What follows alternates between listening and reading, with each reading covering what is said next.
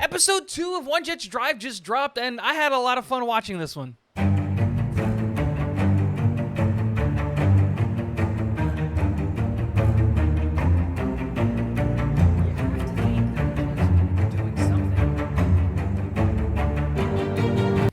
What is going on, guys? Welcome back to Talking Jets with Tigo. My name is Tigo, and today we're going to be breaking down and just generally talking about Episode 2 of One Jets Drive. It feels so good to have so much Jets content to watch. Today we've got One Jets Drive. Tomorrow we've got Episode 2 of Hard Knocks. But what can we learn? What did we take away? And what did I just enjoy overall from this episode of One Jets Drive? We got to remember that obviously One Jets Drive is produced by the Jets, so they try to do the best in their ability to make sure that they're not giving away any trade secrets or any conversation points, or they're not in the meeting rooms and different things like that, which sucks a little bit, but we get that from Hard Knocks. But there were a couple of things that I really liked that I saw from One Jets Drive, and these are the couple of things that I saw. One, I really like just how much when you're watching this, and this is going to try to be spoiler-free if you haven't watched it, but just talking about some things, I really like how Tony Adams really shows up on tape, at least, and on the film, as a leader of that defensive back room, as a second-year player, and as an undrafted free agent. He seems like he is a vocal member of that defensive back room. He is in the conversation, and he is trying to lead that group of men on the field, not just by example, going out there, hitting hard, taking accountability for when things go badly and it's on him and all of those things, but also getting with his teammates and trying to better their craft. There was a scene in there where they're all seated and he's the only one talking, and there were a lot of starters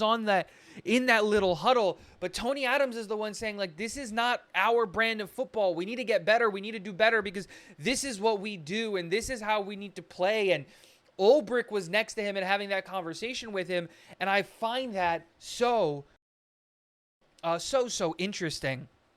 The next thing that I really took away from this episode of One Jets Drive is just how dedicated to the craft our players are.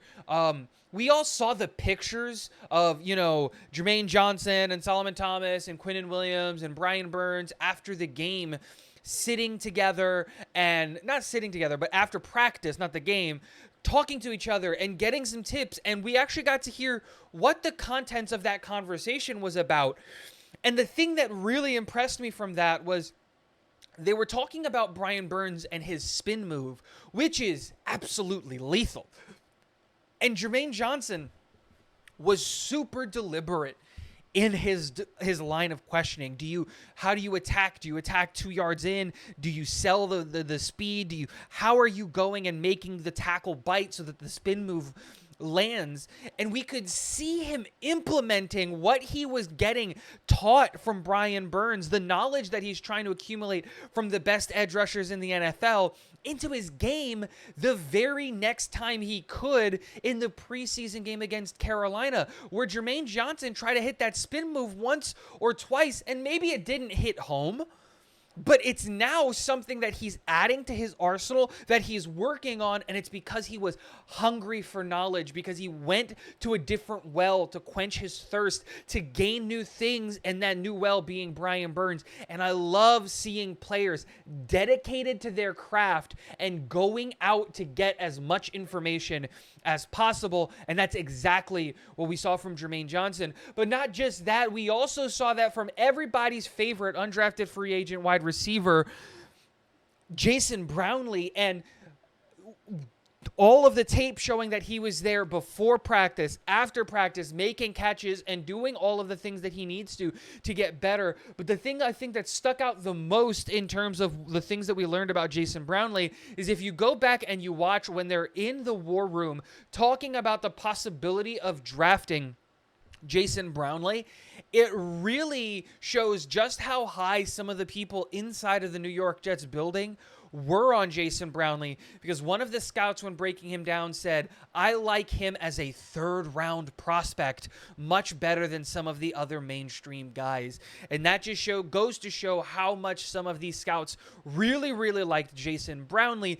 And even though it hasn't culminated into an in-game set yet, Jason Brownlee has the potential to be a surprise name and a surprise roster guy with his skill set and what he can do.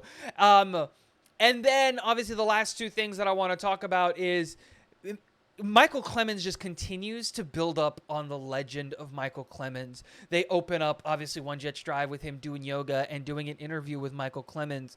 And the fact that that man has that deep of a voice is absolutely, like, just a problem. Like, you shouldn't be allowed to, I don't know, have that much gravitas.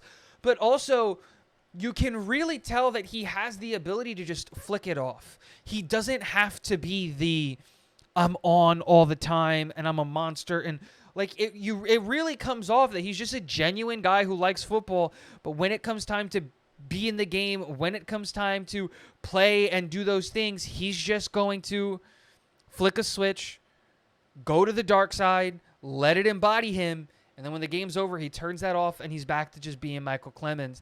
And that's a really cool thing to be able to see and to understand and to learn. And then the last thing is Coach Hack is just so likable, man. At the end, when they're talking about that touchdown play with Zach Wilson in the preseason game and them trying to figure out how they're going to do the communication. For those of you who don't know, Nathaniel Hackett is going to be up in the booth sending the plays down to a different coach, I forget his name, who is then going to be relaying the plays to Aaron Rodgers. And I don't necessarily understand why it's that line of communication. Seems like an unnecessary need for a middleman there, but that is the line of communication that's going to happen, and they're trying to work on that, and it's really funny to see that dynamic happening in the preseason because he's not up in the booth, he's down on the field, but they're still trying to have those lines of communication and they're still all trying to figure it out, and him and Zach going back and forth. And it's just, the more we learn about who Nathaniel Hackett is as a person, the more I honestly really like Nathaniel Hackett and Coach Hackett and all of the things that he does for this football team. I'm very excited. And One Jets Drive does such a good job of continuing to build the excitement for this football team. Let me know in the comment section below, what was your favorite moment in episode 2 of One Jets Drive? Oh, man, I can't wait for tomorrow. Go Jets.